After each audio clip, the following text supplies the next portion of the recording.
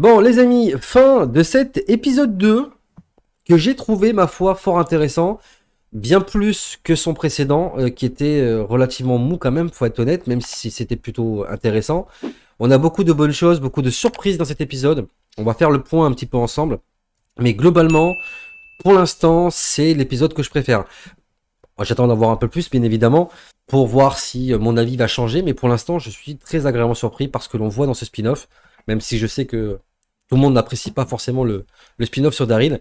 Et pour ma part, je suis quand même relativement satisfait. Alors, on ouvre le bal avec cet épisode avec un flashback où on va revoir donc Isabelle avant qu'elle ne devienne bien évidemment sœur Isabelle. Et on s'aperçoit que elle était très très loin de ce que c'est qu'une bonne sœur. Elle est vraiment à l'opposé total de la religieuse et de la religion en général. On voit que c'est une fille de la nuit qui parcourt un petit peu les soirées un peu ambiancées, etc. à base de cocaïne et j'en passe. On voit également qu'elle se mutile. On voit sous son poignet qu'elle a une blessure qui laisse penser qu'elle a fait une tentative de suicide, voire même plusieurs. On voit qu'elle se colle un petit peu à des hommes pour pratiquer du pickpocket. Voilà, hein, elle vole tout simplement les gens dans les soirées, très certainement pour après revendre les objets volés pour se faire de l'argent. Et c'est comme ça certainement qu'elle arrive à vivre. En tout cas, il n'est pas mentionné le métier qu'elle faisait avant. En tout cas, je m'en suis pas aperçu. Hein. Si c'est le cas, n'hésitez pas à me reprendre dans l'espace commentaire, bien évidemment. Et on a donc ce flashback où on voit donc Isabelle avant l'apocalypse et on voit surtout les débuts de l'apocalypse arriver en France.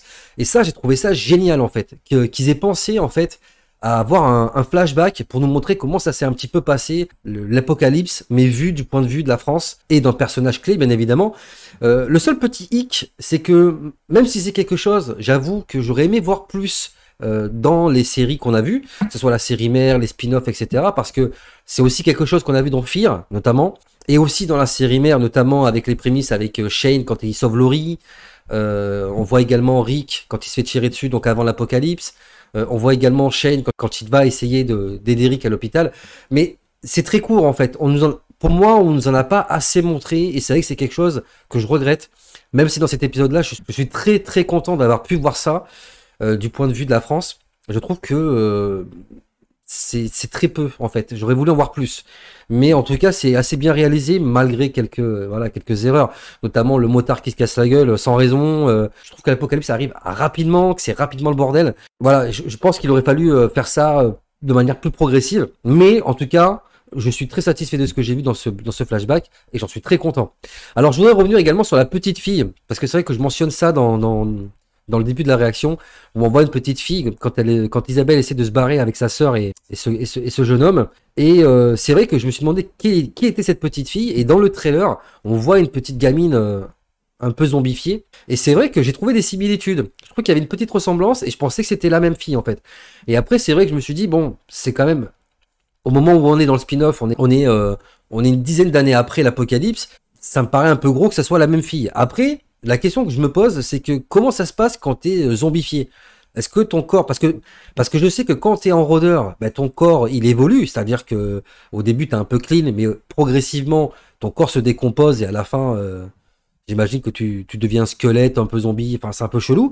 Mais est-ce que ton corps évolue? C'est-à-dire si t'es un enfant et que tu te fais mordre, est-ce que 10 ans après, tu grandis? Je pense pas, je pense que au contraire, tu dois rester dans la même forme que tu étais au moment où tu t'es transformé. Donc peut-être que ça sera la même fille des années après et qu'on la verra en rôdeur.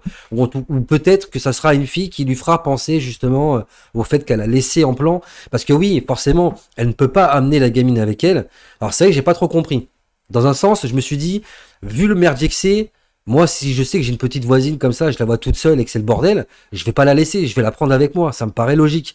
Mais dans le feu de l'action, dans la précipitation, tu comprends pas trop ce qui se passe, et puis tu peux pas embarquer une gamine qui est pas la tienne. Tu vois, tu te dis sûrement qu'elle a des parents et que bon, en soi, tu peux pas non plus faire ce que tu veux. Donc, c'est un peu 50-50.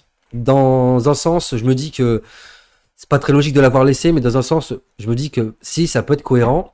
Mais voilà, en tout cas, ce que je voulais quand même revenir sur cette petite gamine, même si certains n'ont pas trop relevé ce détail. Dites-moi ce que vous en pensez dans l'espace commentaire. En tout cas, vos avis m'intéressent. Alors, le noyau principal de cet épisode, bien évidemment, c'est cette nouvelle communauté constituée d'enfants. Alors, j'ai trouvé ça très original. C'est vrai qu'on a eu beaucoup de communautés, voilà, que ce soit dans les spin-offs, etc. Et je trouve que cette bande de petits gamins dans cette école maternelle, je trouve que ça marche. En fait, ça fonctionne. Je trouve qu'ils sont très touchants. Moi, j'ai vraiment envie qu'on les revoie. Je sais que c'est pas quelque chose que l'on peut dire de toutes les communautés, n'est-ce pas, Oceanside, hein, par exemple, hein, pour ne citer que, voilà, il y a des communautés qui sont passées et dont on se fout complètement. Mais cette communauté-là, je la trouve vraiment très attachante et j'espère vraiment qu'on va les revoir. Ces petits gamins, ils me font marrer en fait. Ils me font marrer parce que bon, parce qu'au début, tu t'imagines qu'ils sont un peu psychopathes et tout, mais en fait, tu t'aperçois que non, c'est juste des gosses en fait hein, qui essayent de survivre. On apprend également que c'est des enfants qui sont jamais sortis de cette école et qui étaient là depuis qu'ils sont enfin, enfants, c'est-à-dire qu'ils avaient peut-être 5-6 ans, c'est une école maternelle, donc voilà, et j'imagine qu'ils connaissent pas vraiment le monde extérieur, parce que vers 5-6 ans, tu as très peu de souvenirs à cet âge-là de ta vie, au moment où tu as 5-6 ans, et aussi de la vie d'avant. Donc eux, ils ont connu que ça en fait, ils ont connu que cette école, et ils ont pas vraiment connu à quoi ressemblait le monde avant l'apocalypse, quoi. Alors bon, ils essayent de se faire passer pour des religieux, enfin, ce sont des religieux, mais pas Daryl. Et j'ai trouvé le fait d'appeler Daryl père Daryl ou frère Daryl, je sais plus. C'était assez stylé. J'aime beaucoup le moment d'ailleurs où il raconte sa prière quand ils sont à table. Ça, j'ai trouvé ça vraiment énorme, surtout que sa prière, bah, elle touche en fait. Elle touche, elle est criante de vérité et je trouve que c'est bien qu'il ait fait ça quoi. Et surtout, ça fonctionne pour le coup. Alors tant qu'on reste dans le côté voilà ce petit banquet improvisé avec Daryl qui raconte sa prière, il y a un petit truc que j'ai remarqué, je sais pas si ça vous aura sauté aux yeux, mais au moment où on donne le bol de soupe donc à Laurent, sur le bol, il y a écrit Marie en référence à la Vierge Marie. Donc je sais pas si c'est fait exprès, je pense que oui. Et je vais y revenir hein, sur Laurent, vous inquiétez pas parce que il y a beaucoup de choses à dire sur ce gamin. Et ben, ça, c'est clairement une référence au fait que le gamin, ça soit une sorte de messie, qui est une espèce de truc un peu bizarre qui tourne autour de lui. Et je pense pas que ce soit fait exprès d'avoir mis ce bol-là avec écrit Marie comme par hasard devant son nez, quoi. D'ailleurs, Laurent, qui au début a du mal à s'intégrer à ce groupe, on sent qu'il est un peu rejeté, tu sens qu'il trouve pas sa place. Ça m'a beaucoup touché parce que c'est quelque chose que j'ai personnellement vécu quand j'étais gamin. Je vais pas raconter ma vie, les raisons qui ont fait que, mais c'est vrai que c'est quelque chose que dans lequel je me retrouve en fait. Donc ça me touche personnellement à titre individuel. Mais à la fin, quand ils doivent partir, parce qu'à un moment donné, ils doivent bien partir pour continuer leur mission, tu sens que le gamin n'a pas envie de partir et il a envie de rester. Donc j'espère vraiment qu'une fois que tout ce périple sera fini, on retrouvera cette bande d'ados et que possiblement Laurent ben, restera là-bas pour pouvoir être avec des gens qui ont son âge déjà et puis bah, être avec ses amis, comme il le dit. Je pense que ça serait une belle chose de finir comme ça, en tout cas au moins pour la première saison. Alors, il y a beaucoup de références aussi bah, à la France, hein, à tout ce qui concerne la France, avec notamment le LAN qui s'appelle Astérix. Voilà, ça vous aura pas échappé. L'école Simone Veil. Voilà, Simone Veil qui est un personnage politique important dans notre culture. Il y a des références aussi aux créatures légendaires de la France, comme la Tarasque, la bête du Gévaudan, sans parler bien évidemment des paysages, hein, Paris, le château, etc. Donc, je trouve ça plutôt sympa sans aller trop dans les clichés. Alors, encore une fois, je suis désolé, je vais me répéter. Je vous promets que c'est la dernière fois que j'en parle, mais je suis obligé d'en faire encore référence. Ce délire que ça se passe en France et tout le monde parle anglais, je suis désolé, j'y arrive pas. Je n'y arrive pas. Même les gamins entre eux, ils se parlent en anglais, alors que c'est pas logique. Je veux dire, tu parles anglais quand tu parles à Daryl. Je suis tout à fait d'accord. Mais là, les gamins, même entre eux, ils se parlent en anglais. Et tout le monde parle anglais en plus. Ça n'a aucune logique. Ça n'a aucune logique même qu'ils aient appris la langue dans ce monde-là, en sachant que l'anglais, normalement, tu l'apprends par rapport au fait que quand tu veux apprendre un boulot, etc., pour certains boulots, c'est bien de parler anglais, si tu veux voyager plus tard, etc. Mais dans un monde apocalyptique où tu as grandi dans une école et que tu n'as jamais rien connu d'autre, je sais même pas si tu sais que l'Amérique, ça existe, je comprends pas en fait. Je comprends pas que des Français entre eux se parlent français. Voilà. Après, je vais pas revenir sur le délire que Daryl, il rencontre un personnage, comme par hasard, c'est un Américain, comme par hasard. Bref, je comprends que pour les anglophones, c'est une série américaine, créée par des Américains, Et donc il y a un public américain qui doit aussi comprendre ce qui se passe. Mais je suis désolé, quand nous on regarde des épisodes de Walking Dead, comme c'est le cas aujourd'hui d'ailleurs, hein, et que les épisodes sont en anglais et que tu es obligé de lire les sous-titres, bah on s'adapte jusqu'à ce qu'on ait une version française qui sorte et où tu n'as plus besoin de lire des sous-titres et peut-être de louper des choses. Mais je suis désolé, je pense que le public anglophone doit aussi s'adapter. C'est quand même une série qui se passe en France, donc c'est logique qu'en France les gens parlent français. Après, je peux comprendre que quand tu t'adresses à Daryl, qui est américain et qui parle pas forcément français, c'est normal de parler anglais. Mais quand les gens sont entre eux, c'est pas normal et logique qu'ils se parlent en anglais. Voilà, voilà. Je ne reviendrai plus là-dessus parce que je pense que c'est quelque chose qu'on va voir dans tous les épisodes et si à chaque fois je suis obligé de le répéter, ça va être saoulant. Donc voilà, je le dis une fois et je reviendrai plus là-dessus, mais c'est quelque chose que j'arrive vraiment pas à comprendre et qui pour moi n'est pas logique. J'ai aussi énormément adoré cette référence, alors que vous avez peut-être pas vu, donc vous n'avez peut-être pas fait attention, mais la référence tout simplement à Peter Pan en fait. Il y a une grosse référence à Peter Pan avec ses gosses, tu vois Daryl qui est un adulte avec des enfants, etc.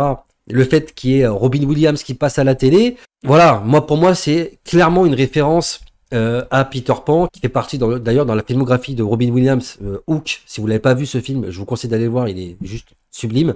Donc dans ce film, Robin Williams interprète donc le rôle de Peter Pan.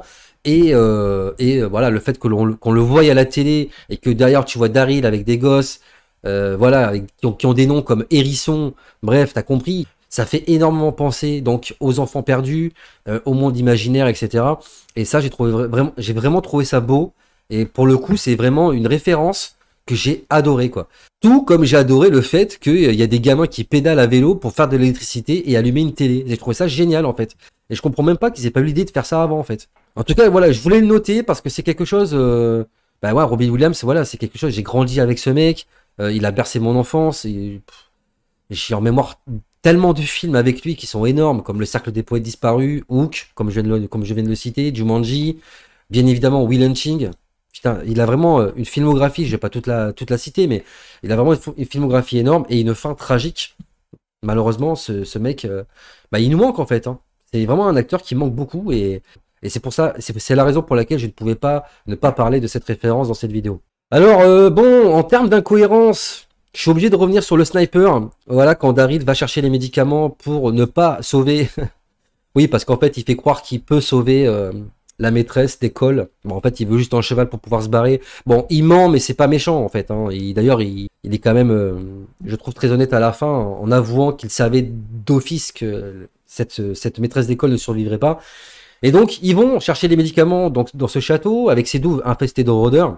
Et il y a donc, au sein de ce château, donc le fameux hérisson dont je vous ai parlé tout à l'heure, qui est donc enfermé par ce sniper américain et qui est complètement teubé. Hein, excusez-moi, hein, je peux pas vous dire ça autrement, mais il tire sur Daryl. Pendant d'ailleurs que Hérisson couvre Daryl, on a Daryl qui rentre dans ce château et forcément le mec au sniper, il voit que Daryl rentre. Il voit que Daryl rentre dans le château pour aller le choper. Et à aucun moment le mec surveille ses arrières. Et qu'est-ce qui se passe? Bah, il se fait attraper par Daryl aussi bêtement. C'était prévu. Et ça, c'est une incohérence totale, à mon sens. Et aussi, justement, pour continuer dans cette scène-là, plus tard, on voit que le chariot de Daryl se casse au niveau du pont-levis. Les bonbonnes de gaz tombent. D'ailleurs, c'est extrêmement dangereux parce que même là, les bonbonnes de gaz auraient très bien pu exploser. Daryl tombe dans la fosse avec l'Américain. Et forcément, pour s'échapper de cette horde de rôdeurs, Daryl tire dans les bonbonnes de gaz. Ça fait exploser d'ailleurs une bonne partie de la horde. Alors c'est vrai qu'au début, je commençais à me dire, attends, mais les zombies qui sont derrière Daryl, ils sont passés où, quoi? J'avais vraiment peur qu'il y ait ce truc-là de... Il fait exploser une bonbonne. Ça tue que les rôdeurs d'ailleurs. Vous avez remarqué que le pont ne se désagrège pas. Alors c'est un pont-levis, je veux bien que ce soit très solide. Mais une explosion comme ça, avec autant de bonbonnes de gaz, déjà, dans le moment, l'explosion aurait dû être beaucoup plus grosse. Je pense que même Daryl, je suis pas persuadé qu'il aurait dû survivre. Mais surtout, même le pont, il aurait dû exploser en vrai, hein. Je sais pas, je suis pas spécialiste des explosions. Enfin, dites-moi si vous trouvez que j'ai tort ou que j'en fais un peu trop dans la critique, mais moi je trouve que l'explosion était vraiment minime en fonction des bouteilles de gaz qu'il y avait. Parce qu'il y en avait quand même plusieurs. Et je pense une bouteille de gaz, déjà quand ça explose, ça fait des ravages. Là, il y en avait au moins une dizaine. Je sais pas, j'ai pas trouvé cette scène-là très cohérente. Bon, en dehors de ça, j'ai pas grand-chose à dire. Voilà, j'ai pas grand-chose à dire. C'est un épisode plutôt bon. Le méchant, Donc il s'appelle Codron, hein, parce que j'ai regardé depuis, parce que son nom n'était pas énoncé, donc il s'appelle Codron. Donc le mec qui vient avec toute sa clique dans l'épisode 1 pour buter les bonnes sœurs et choper Daryl, et qui est obligé de fuir d'ailleurs, revient dans cet épisode. Donc on voit qu'il est diminué, qu'il est très blessé, voilà, il marche avec une canne et tout, et il arrive dans l'église où forcément il n'y a plus personne, parce qu'ils ont massacré tout le monde, et le peu de survivants qui est resté se sont barrés. On voit qu'il tombe sur un plan qui laisse bien évidemment présager que il va poursuivre Daryl parce qu'il sait où ils vont. Donc, on va le revoir. Donc, je pense qu'on va pas forcément le revoir de suite parce qu'encore une fois, il est blessé et il va falloir qu'il se remette de ses blessures. Et je sais pas pourquoi, mais j'ai l'impression qu'il a plus personne avec lui. Je pensais qu'il y avait encore d'autres hommes avec lui. Ou alors peut-être qu'ils sont pas présents dans cet épisode et qu'on les verra plus tard. Enfin, j'ai pas trop compris. Mais en tout cas, voilà, on va le revoir. De toute façon, on l'avait vu dans le trailer. Hein, donc, on savait déjà qu'on allait le revoir. Mais bon, je pensais pas qu'on allait le revoir aussitôt. Et puis les amis, pour terminer, je suis obligé de terminer sur le truc le plus intriguant de cet épisode, si j'ose dire. C'est l'accouchement, pas du moins la sœur d'Isabelle, je crois que c'est Lily qu'elle s'appelle. Donc, pendant les flashbacks, comme je vous ai évoqué en début de vidéo, donc Isabelle, dans ses flashbacks, on voit qu'elle part de Paris pendant que c'est l'apocalypse, avec sa sœur, et Quinn, le jeune chauffeur Uber là, il s'appelle Quinn. J'ai aussi regardé son nom, hein, parce qu'il est pas... Je crois pas qu'il soit mentionné. Et donc, on apprend qu'elle est enceinte de plusieurs mois. Alors, apparemment, elle est enceinte de 7 mois. Alors, premièrement, je trouve que pour une fille qui est enceinte de 7 mois, ça se voit pas beaucoup. Alors, j'irai pas jusqu'à dire que c'est incohérent, parce que ce sont des choses qui arrivent. Sachez que y a un truc qui s'appelle le déni de grossesse. Et en tout, enfin, si je dis pas de conneries, il me semble que c'est ça. Et où justement, t'es enceinte, mais ça se voit pas. Et ça arrive. C'est pas forcément... quelque chose de commun, mais c'est quelque chose qui arrive. Bref, passons. Elle se fait mordre. Voilà, hein, c'est d'ailleurs comme ça, et à cause de ça qu'elle mourra pendant l'accouchement. Et donc, ils vont être obligés de sortir le bébé par césarienne. Et donc, Laurent, qui devra son nom d'ailleurs à une statue de Saint-Laurent d'ailleurs. Donc, Isabelle, en voyant cette statue, va donner ce nom-là à Laurent. Et Laurent va naître alors que sa mère est transformée en rôdeur. Et là, mais je comprends en fait pourquoi les gens, enfin en tout cas le fait que ça se passe dans un monastère avec des bonnes sœurs, etc., que ça soit perçu en fait comme un miracle, tout simplement. Et au-delà du miracle, je pense que il n'est pas impossible que Laurent, je vais dire les termes, je sais que ça va pas plaire à tout le monde, mais pour moi, il est très possible qu'il y ait un délire d'immunité avec Laurent. Voilà, je l'ai dit les gars, j'ai dit les termes. Et je sais que ça plaît pas à tout le monde, et je m'en fous. Je sais qu'il y a beaucoup de gens qui ne veulent pas croire à ce délire d'immunité, de vaccin, de machin, bref. Les gars, au bout d'un moment, juste soyez réalistes 2 minutes. Moi, je peux pas concevoir une seule seconde que ce gamin n'ait pas pu naître en étant un rôdeur. Ce n'est pas possible. Dans la logique des choses, ce n'est pas possible. Déjà de 1, parce que sa mère, au moment où il naît, elle est déjà zombifiée. De 1. De 2, quand bien même ils arrivent à sortir le gamin assez tôt, machin, etc. Je suis désolé, mais la morsure de la nana se fait bien avant l'accouchement, ce qui fait que le sang de sa mère est infecté par le virus. Le bébé, il est relié par sa mère au cordon ombilical. Et je suis désolé, mais si le virus est dans sa mère, il est automatiquement transféré au gamin. C'est obligé. Donc, il n'y a pas de solution possible. Le gamin aurait dû se transformer lors de l'accouchement et il aurait pas dû survivre dans tous les cas. Et là, vous allez me dire, ouais, mais Laurie, oui, mais Laurie, c'est pas pareil. Laurie, c'est pas pareil. Elle s'est pas fait mordre. Elle n'est pas forcément impactée par le virus, même si, d'après ce que je comprends, on le porte tous en nous. Mais elle est pas morte, zombifiée au moment où elle accouche. C'est parce que justement on lui ouvre le ventre pour sortir le gamin qu'elle meurt. Elle n'est pas infectée directement par la morsure. Et c'est comme ça que Judith n'est pas zombifiée. En tout cas, dans ma logique à moi. Peut-être que j'ai tort. Peut-être que je vous raconte n'importe quoi et que vous ne serez pas d'accord avec moi. Et je l'accepte. Dans l'espace commentaire de la vidéo, dites-moi ce que vous en pensez, les amis, de cette scène. De ce que vous pensez du fait de cet accouchement. Est-ce que vous trouvez comme moi que c'est bizarre ou pas? Mais en tout cas, pour moi, je comprends pourquoi, en tout cas, il y a un délire de miracle avec ce bébé, parce que très certainement les gens pensent comme moi. Enfin, dans la série du moins. Je pense que les mecs, ils voient un bébé qui sort du ventre d'une mère qui est morte, qui est zombifiée, et le gamin n'a rien. Donc pour eux, c'est un miracle, et forcément, il y a quelque chose. Il y a quelque chose. Et puis, je sais pas, le fait qu'il y ait tout ce délire du gamin qui trouve pas sa place, qui a pas l'impression d'être comme tout le monde. Enfin, je sais pas où ça va nous emmener tout ça, mais je pense qu'on tient quelque chose. Et honnêtement, moi, si on me dit que le gamin, il est immunisé et que c'est l'avenir de l'humanité et que c'est par ce gamin qu'on va réussir à éradiquer le virus, ben moi, je prends. Je prends et c'est quelque chose qui me plaît complètement. Donc voilà les amis, en tout cas, ce que je pouvais vous dire par rapport à tout ça, par rapport à cet épisode. Encore une fois, j'aimerais vraiment avoir vos retours par rapport à ce délire d'immunité. Parce que moi, pour moi, c'est vraiment le noyau dur de l'épisode, hein. Au-delà de tout ce qui se passe avant, les références, etc. C'est vraiment ce truc-là qu'on veut nous mettre en avant, le fait que le gamin soit né d'une mère morte et surtout infectée. Voilà. Bref, les amis, et je pense, et pour finir, je dirais même que moi je reste dans l'optique qu'il y a aussi le même délire avec Rick, hein. Voilà, je vais pas revenir là-dessus, mais voilà. Le fait qu'il ait survécu à l'hôpital, le fait qu'il se coupe avec une machette infestée par du sang de rôdeur, bref, il y a trop de trucs. Il y a trop de trucs qui me font penser également que Rick soit dans ce délire-là. Et moi, je serais pas surpris qu'il existe même plusieurs gamins comme Laurent, hein. Voilà, des gens qui soient immunisés au virus, ce qui serait pas impossible en fait, hein.